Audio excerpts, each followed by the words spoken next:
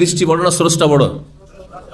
স্রষ্টা বড়, রব বড় না। এই জন্য বলছেন আল্লাহু আকবার। এই কথা বলছেন আসমান বড়, জমিন বড়, সূর্য সবচেয়ে বড়। বলবেন আল্লাহু আকবার মানে আল্লাহ সবচেয়ে বড়, আল্লাহ সবচেয়ে বড়, এটা হচ্ছে শাব্দিক অর্থ।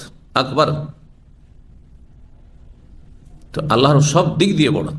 তো আল্লাহ সবচেয়ে বড়, আল্লাহকে সৃষ্টিতে ঘেরা থাকবে না সৃষ্টিকে আল্লাহ ঘিরে থাকবে?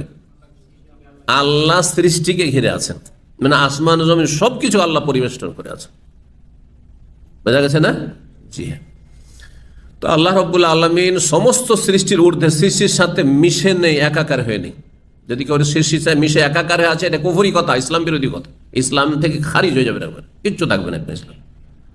আল্লাহ সমস্ত সৃষ্টির বাইরে, ঊর্ধ্বে আছেন সৃষ্টি জগতের। কোথায়? আরশের উপরে। আর আল্লাহ আরশের উপর থেকেও ফাইন্নি করিব, তিনি নিকটেও।